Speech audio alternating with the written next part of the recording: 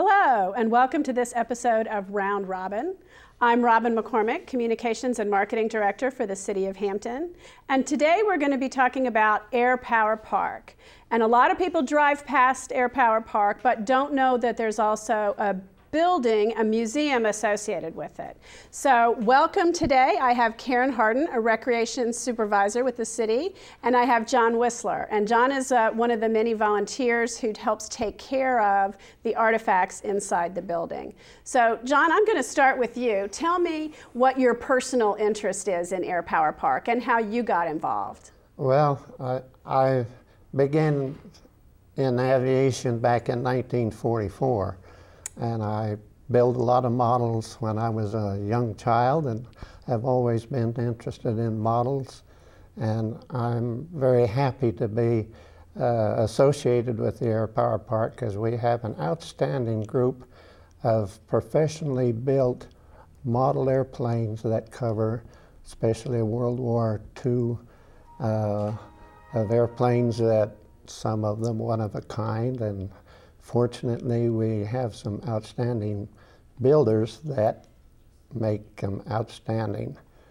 We have over 300 models in there of covering a wide coverage of European aircraft as well as American built.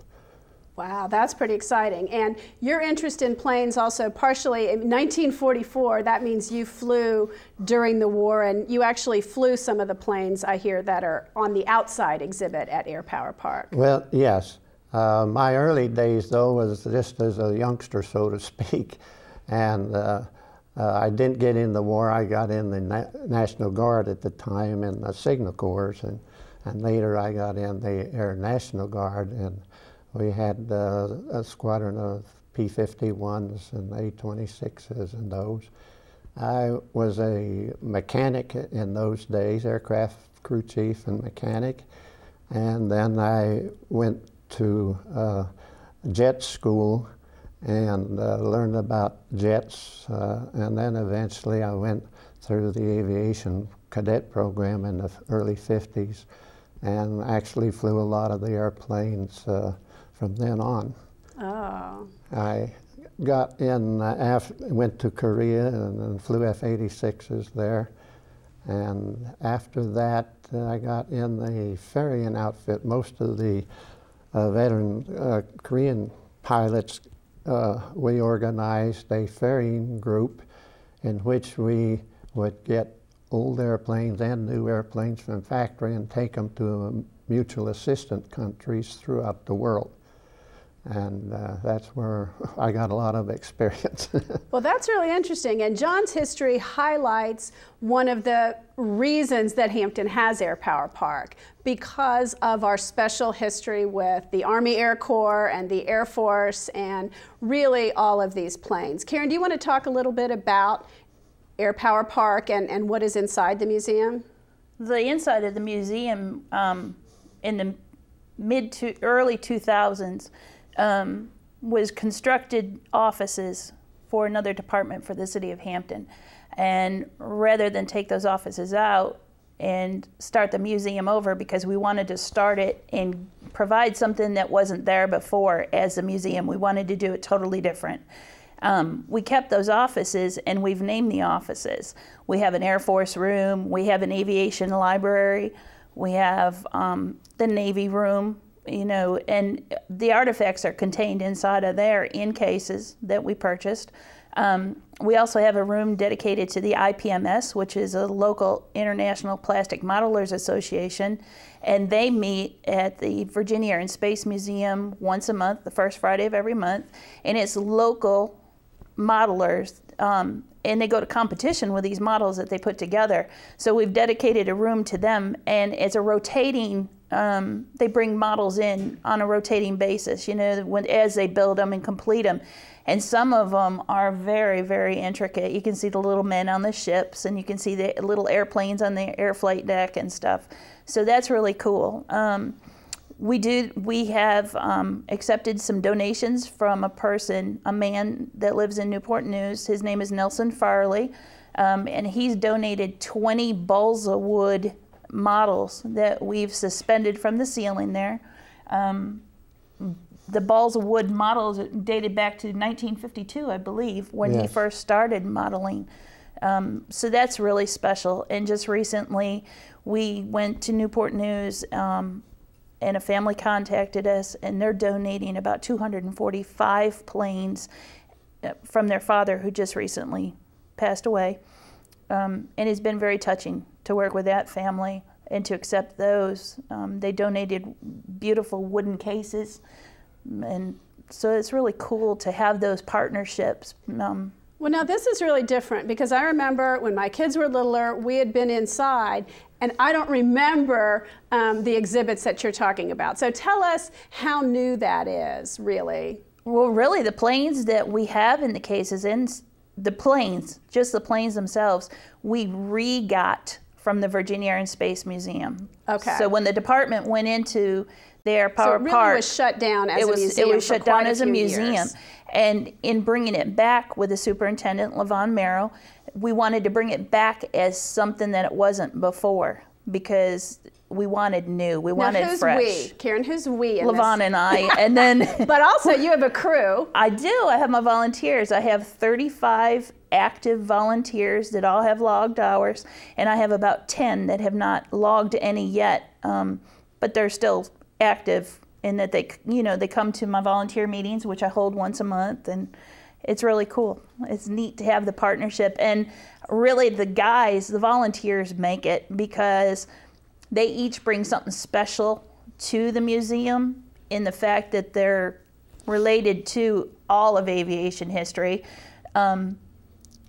And they do little maintenance projects for me, and it's kind of fun to just sit back and watch them all talk about their stories. It's kind of like I like watching them interact with each other. Mm-hmm. Mm-hmm. So this is a museum that doesn't use a lot of city staff, but really pulls from the community and people like John and their special interest in aviation, aviation history, and model making. Absolutely. So, I do have one paid employee. Mm-hmm. So the museum, if you would go ahead and tell people where it's located, in case they don't know. Surely all drive past it, but you forget sometimes.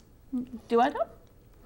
Well, it's located off of Mercury Boulevard, and just almost near the King Street area.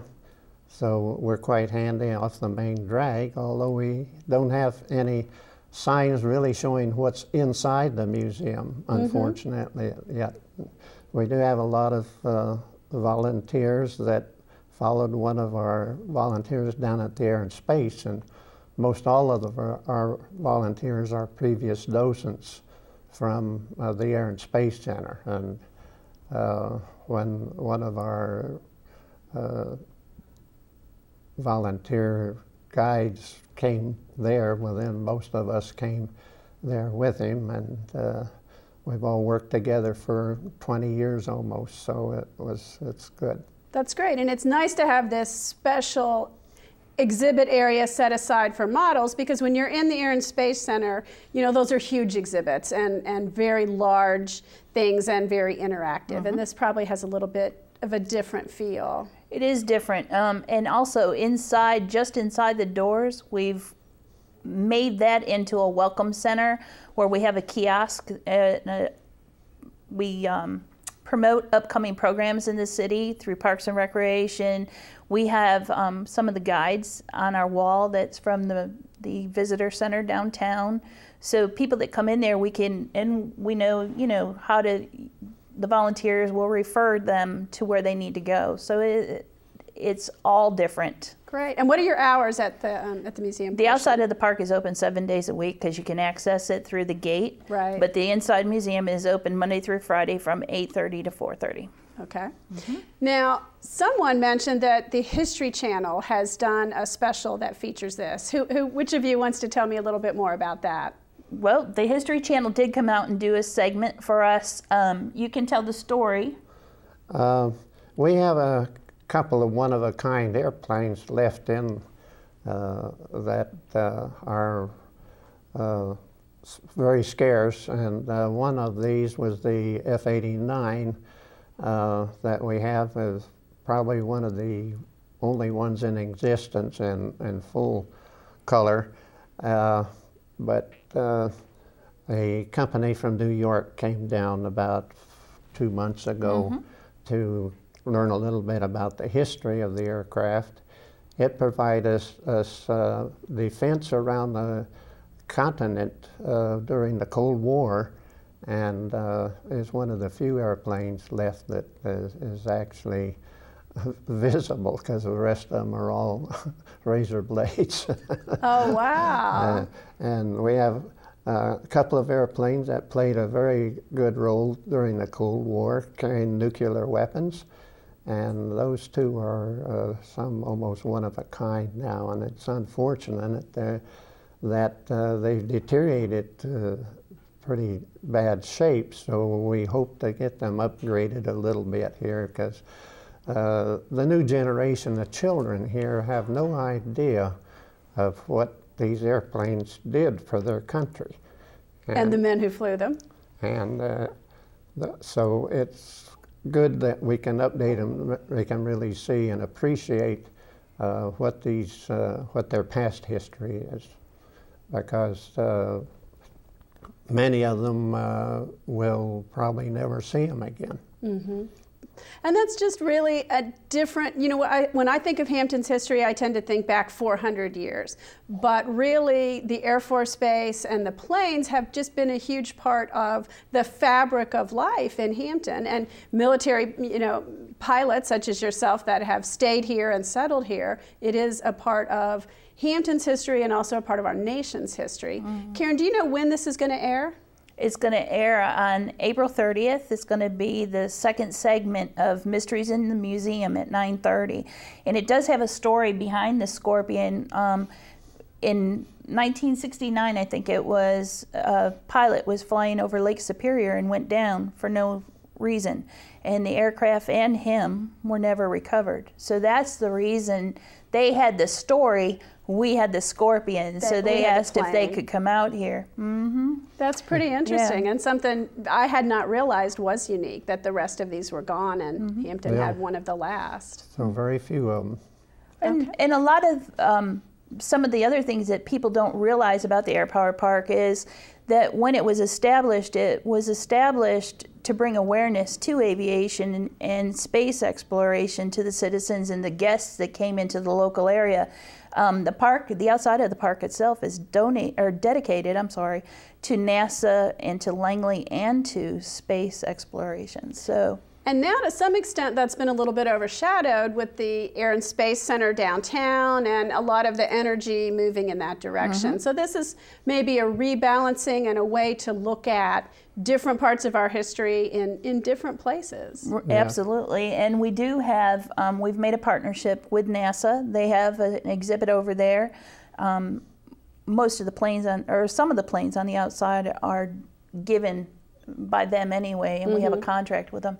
But we have a historian from Langley Air Force Base that we work with as well, who comes out and he brings new cadets out there so that they can talk to, you know, the volunteers and look at the exhibits as well. That's great. And again, this is one of those kind of forgotten park, rec center, museums, whatever exactly it is you want to call it, that people might, who haven't seen it recently, might want to come out and take a new look at what's going on, because the interior part, you know, people just don't see. You can't see that driving past. In fact, a lot of times you don't even know it's there, especially since it was city offices at one time and not a museum. So thank you so much for sharing that. Is there anything, I see, John, you want to add something.